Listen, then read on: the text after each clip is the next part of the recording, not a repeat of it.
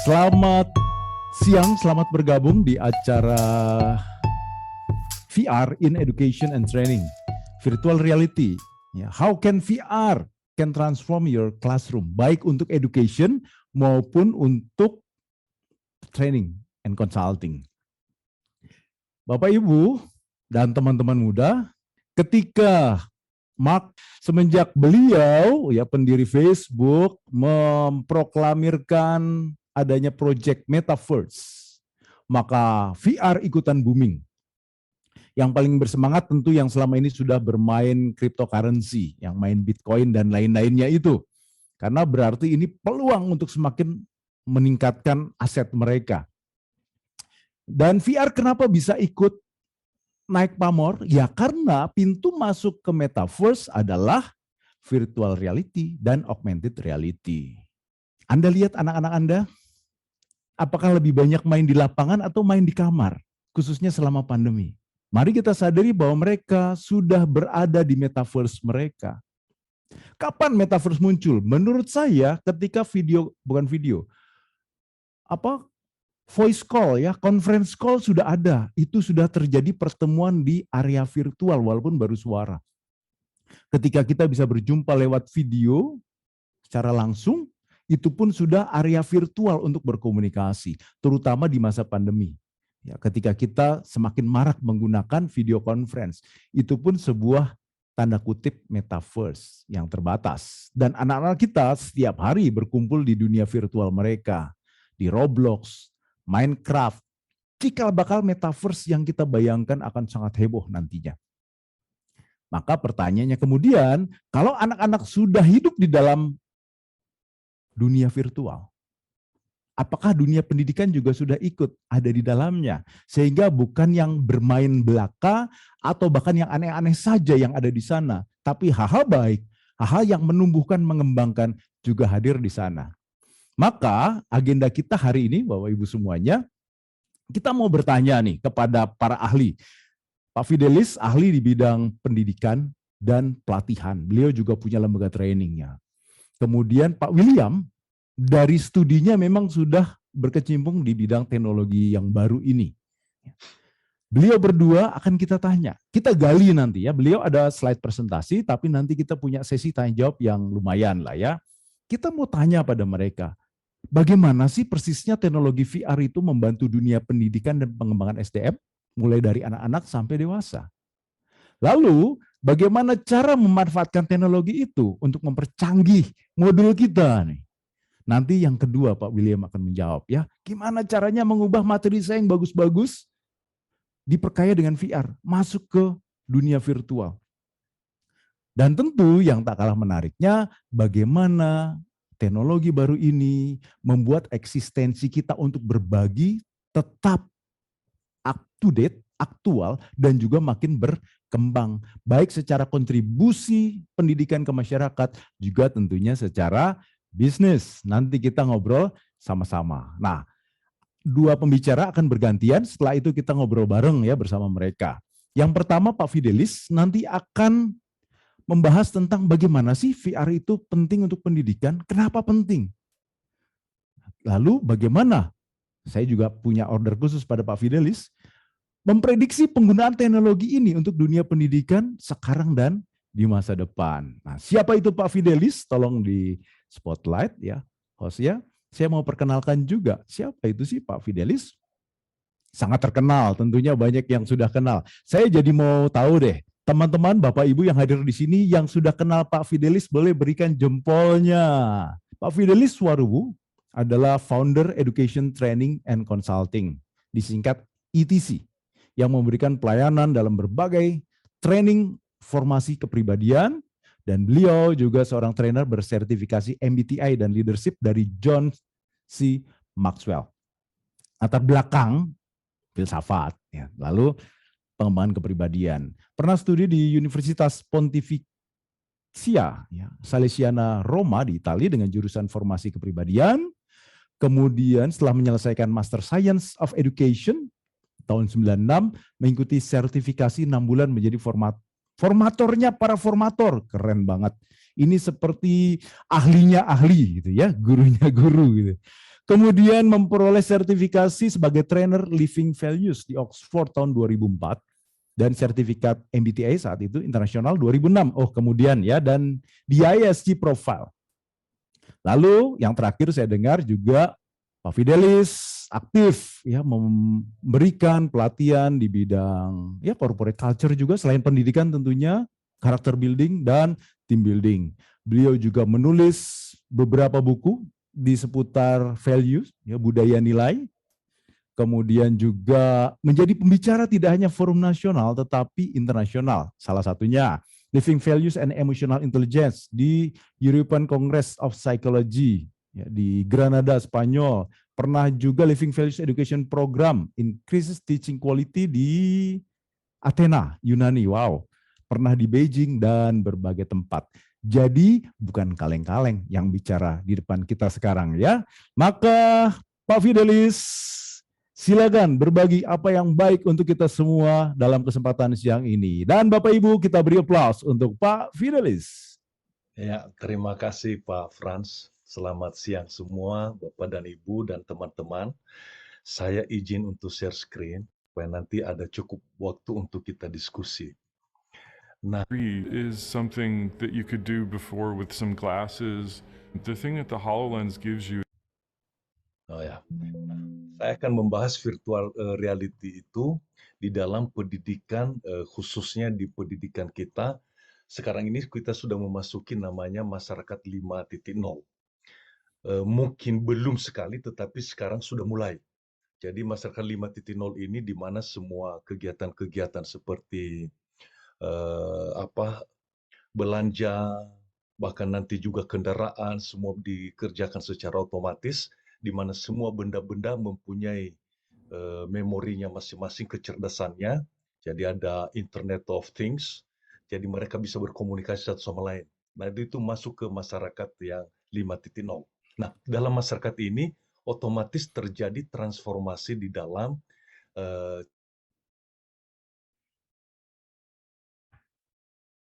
agak Pak Fidelis agak freeze ya. Ya, Kita tunggu sejenak. Masalah teknis Pak Budi ya. Iya. Kita tunggu sejenak Bapak Ibu sampai jaringan Pak Fidelis kembali. Inilah salah satu halangan mengapa ya metaverse masih butuh waktu. Jaringan 5G mungkin akan lebih aman dan nyaman untuk kita menggunakan 3 dimensi dalam berkomunikasi. Iya. Baik. Sambil menunggu Pak Fidelis kembali. Oh, oke, sudah. Pak Fidelis keluar dulu ya, Tata ya. Nanti masuk lagi. Yes. Nah, Bapak Ibu sambil menunggu Pak Fidelis kembali, saya mau tanya dong, silakan tulis di chat ya. Apa persisnya motivasi Anda mempelajari VR untuk pendidikan ini? Ada yang sekedar pengen tahu, ada yang mau, saya mau pakai di sekolah saya mau pakai di lembaga training saya, boleh? Silakan. Ya. Yuk. Sebagai pendidik ingin optimal berbagi, mantap Kak Adi Kirana. Wah, beliau ini orang hebat. Ya. Pengarang lagu untuk anak-anak dan mengajar para guru jadi mahir mengarang lagu. Itu mungkin ada yang di ini nih. Siapa Pak Aigudus Sunusmu? Mungkin bukan beliau yang buka atau salah ngomong. Iya. Sekedar adaptasi, yes Pak Singgi. Apalagi?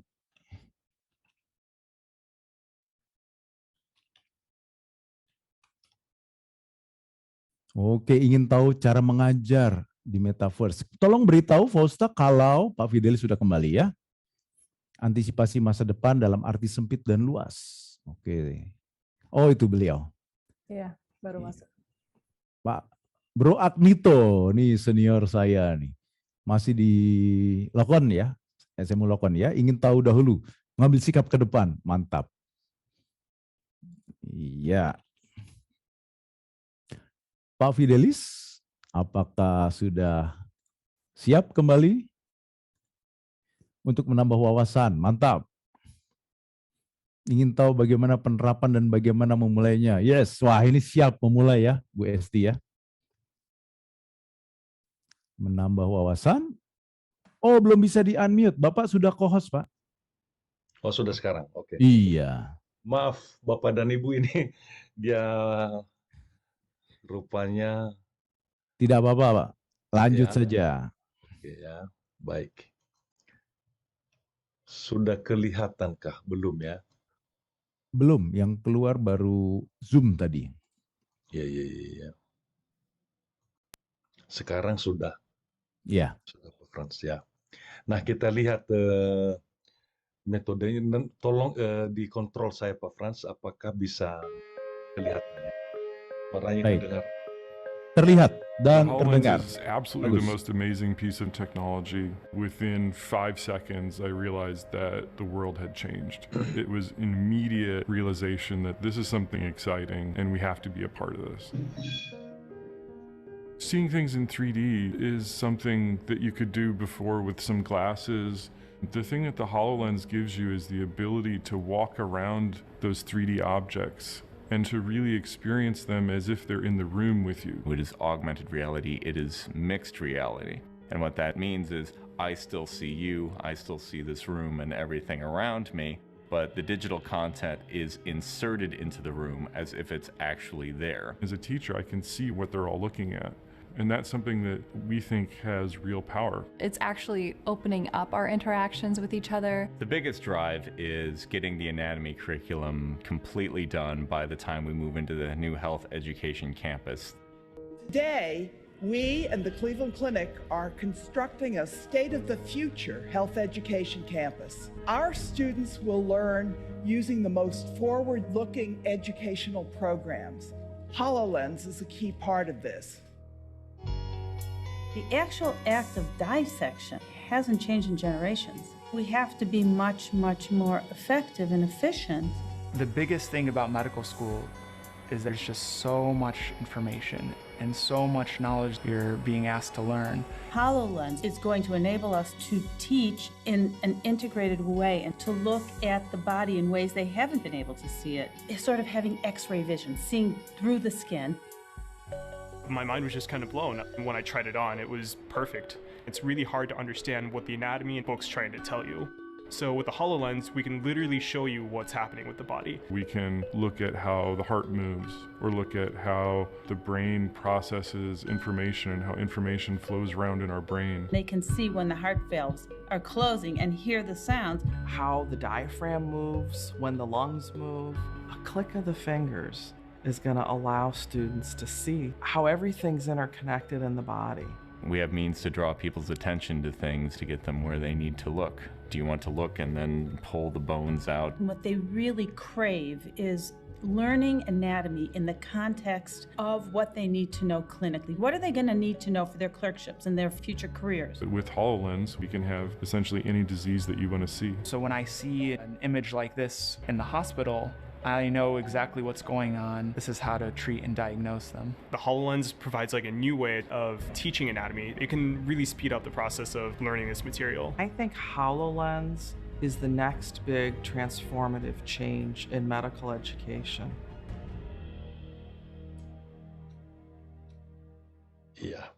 Ya, Bapak dan Ibu, berarti kemajuan teknologi VR ini boleh kita simpulkan dari video tadi, bisa sekarang itu yang ada di ensiklopedi berjilid-jilid bisa dipelajari oleh para siswa secara virtual, secara lebih nyaman dalam beberapa menit saja.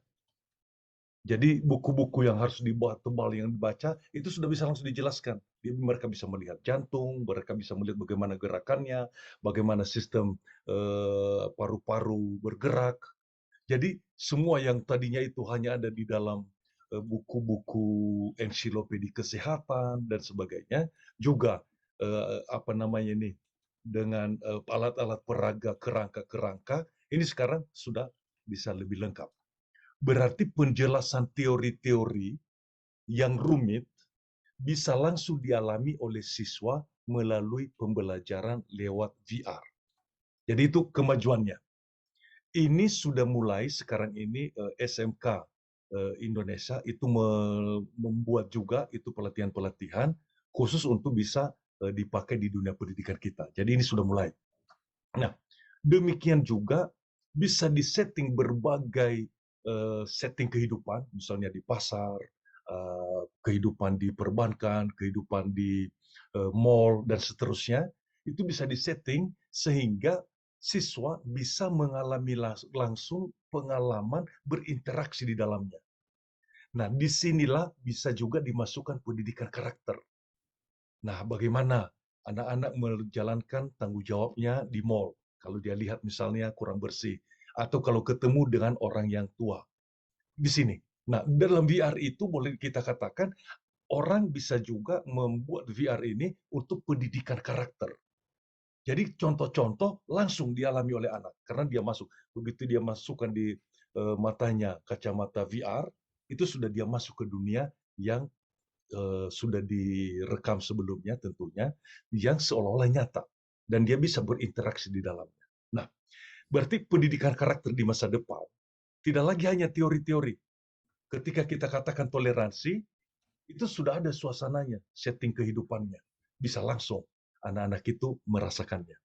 Nah, berarti boleh kita katakan, dalam proses pembelajaran, dalam proses pendidikan karakter, itu para siswa dapat diajak mengalami langsung peristiwa-peristiwa kehidupan di mana mereka harus mengambil keputusan.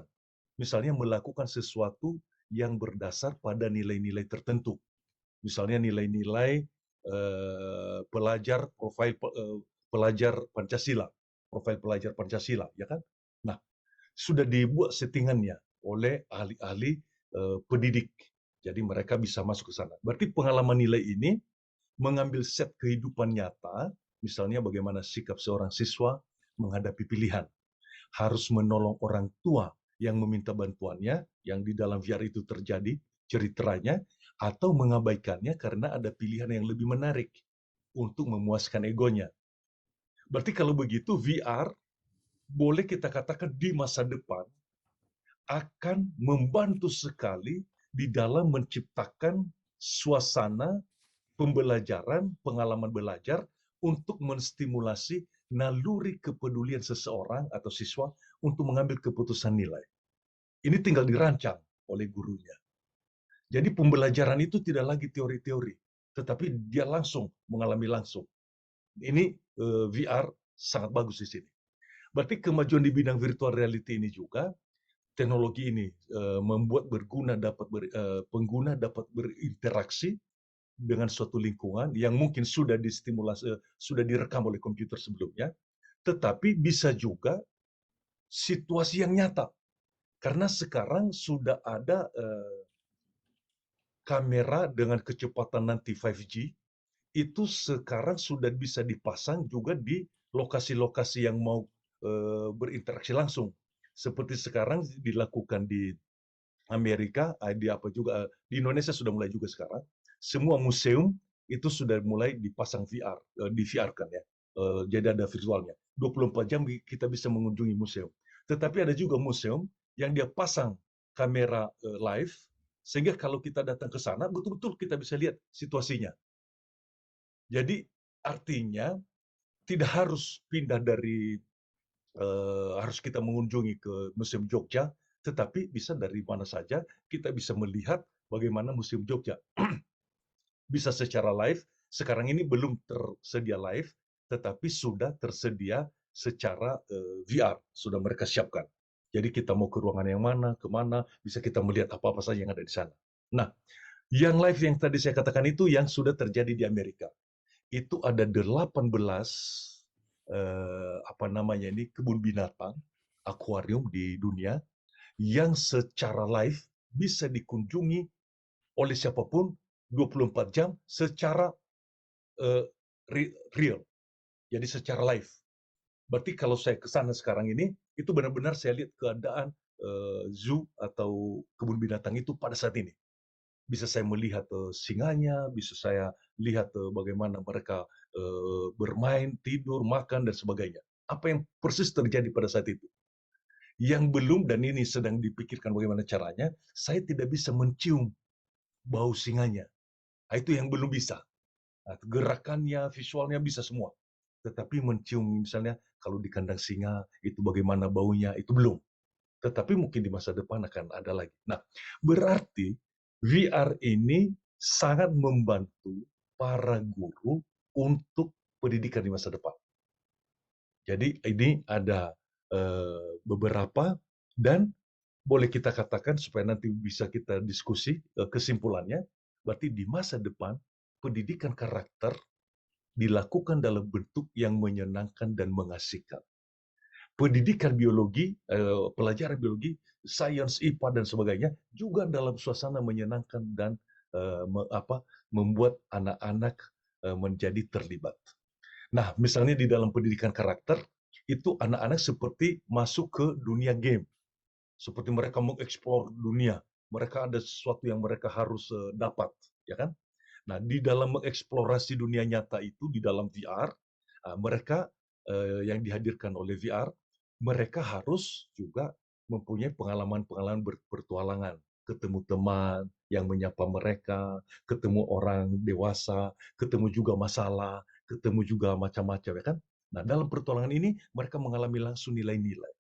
Jadi mereka di situ, apakah mereka mendengarkan orang lain, menghargai, menjaga lingkungan, bertanggung jawab, dan seterusnya. Jadi pengalaman toleransi juga ada di sana. Bisa diciptakan. Jadi kita menciptakan skenario-nya. Nah, ini kan sangat menyenangkan bagi anak-anak. Nah, demikian juga sekarang VR untuk membuat ketemu. Misalnya membuat proyek. Jadi kalau mereka membuat proyeknya, bagaimana dia buat dulu, dia pelajari dulu konsepnya, kemudian dia buat pendapatnya, lalu mereka ketemu di dunia VR. Bisa juga. Itu dimungkinkan di masa depan. Nah, berarti boleh kita katakan, Bapak dan Ibu, dalam masyarakat 5.0 yang smart society ini, pembelajaran pasti mengalami perubahan. Siswa guru bisa belajar kapan saja, di mana saja, dan dengan device apa saja yang memudahkan untuk belajar. Berarti sekarang belajar itu tidak lagi harus kita tentukan waktunya. Karena anak bisa dia masuk ke VR, lalu dia belajar sendiri. Atau kalau misalnya mereka nanti sudah menguasai konsepnya, lalu mungkin ketemu di darat, ketemu di sekolah, membuat proyek. Berarti pembelajaran itu bisa diatur sesuai kebutuhan masing-masing. Jadi sangat personalized. Tersedia begitu banyak sumber belajar, bisa dicari oleh siswa. Nah, yang hebatnya VR ini bisa juga dihubungkan ke YouTube. Bisa juga dihubungkan ke link eksternal yang lainnya. Dan bisa langsung berinteraksi di sana. Nah, guru adalah, kalau begitu sekarang, tinggal guru ini sebagai arsitek. Arsitek untuk apa? Menciptakan bagaimana tahap-tahap belajar siswa. Kemudian dilakukan VR-nya. Jadi anak mempunyai pengalaman ini, sesudah itu pengalaman berikutnya bagaimana. Berarti arsitek pembelajaran yang membuat murid terbantu untuk menguasai kompetensi yang dibutuhkan. Misalnya, kalau dia belum menguasai kompetensi yang katakanlah nilai menghargai, berarti masih diputar dulu dia oleh pertualangan itu. Karena dia belum cukup menghargai orang. Dia mempunyai masalah dan sebagainya. Nanti kalau dia sudah lulus di bagian ini, baru dia bisa meningkat. Jadi memang VR bisa mengatur. Oh, jadi dia perlu belajar juga menghargai antrian, menghargai ini. Nanti baru dia terbuka lagi yang berikutnya, tahap berikutnya. Jadi ini arsiteknya guru. Berarti guru bisa mengundang expert juga dari luar untuk mengajar di kelasnya selama VR itu. Jadi ini saya coba perlihatkan bagaimana kira-kira kelas di masa depan. Oh ya, satu lagi dulu sebelum saya putar videonya. Tetap keberadaan guru penting. Guru tidak bisa dihapus. Jadi walaupun sudah maju teknologi, tetapi guru yang mempunyai keahlian sebagai arsitek pembelajaran. Jadi Anda harus mempelajari ini, bahas ini, yang ini, baru nanti Anda kompeten untuk ini. Jadi perlu selalu ada mentornya. Nah, kita lihat kira-kira kelas di masa depan yang diperkirakan kira-kira seperti ini. See you later, Mom. Bye, Monica. Ini Imagine one day, a teacher can walk into the classroom and teach not just what they know, but what all of mankind knows. Okay, everyone, let's settle down. Here is what's happening today. And students could all learn like never before. We're going to learn about space travel. And today, a very special guest is joining us, an expert in Yang space mengundang travel. Let's guru all say hi to ahli Alex. Hi, dari luar Alex. kelas. Hi everyone. This week I'm going to teach you the basics of rocket Ini science. ahli They can meet teachers and classmates like never before. To launch a rocket, the thrust ahli membuat roket. needs to be greater than the force of gravity. Okay, 2 more minutes for the quiz. Bisa langsung Read, dilakukan interact, quiz. and share like never before. Bisa mereka lagi share. And feel the joy of learning like never before. Let's take a closer look. You can even take the classroom to your living room, di ruang to your bedroom. tidurnya, You can take it here, di lapangan, here, or anywhere, di taman, and learn from mana saja anyone. bisa mereka belajar.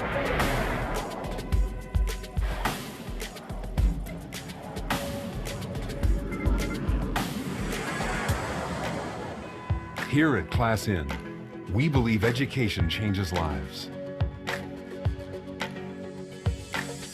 We believe that a more convenient and intuitive learning process can empower teachers and students alike. Mereka bisa juga merancang proyek bersama. Yang ada di lapangan menonton juga di kelas. Bisa.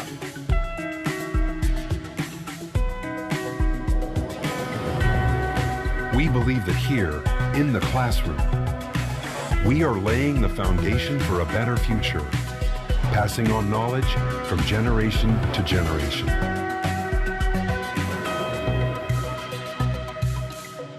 Class In, empowering education. Boleh kita katakan sebenarnya pembelajaran itu tetap dibutuhkan, ruangan kelas tetap dibutuhkan, guru-guru tetap dibutuhkan, pendidikan tetap penting. Dan untuk itu Bapak dan Ibu, VR ini membantu menghadirkan pendidikan itu lebih nyaman, lebih menyenangkan, dan juga bagi siswa-siswa lebih mereka senang untuk belajarnya. Jadi ini kira-kira yang bisa saya share Pak Frans mengenai kepada Bapak dan Ibu mengenai VR dalam dunia pendidikan. Berarti VR kita ini di masa depan boleh kita katakan VR adalah mau tidak mau masa depan pendidikan kita. Itu kira-kira. Dan guru-guru kelihatannya perlu mulai mempersiapkan diri untuk masuk ke dunia ini. Begitu Pak Frans untuk memicu. Terima kasih Pak Fidelis, Bapak Ibu, teman-teman, mari kita berikan aplaus atau jempol boleh, hati juga boleh. Tentu lewat reaction ya, non-verbal reaction. Silakan.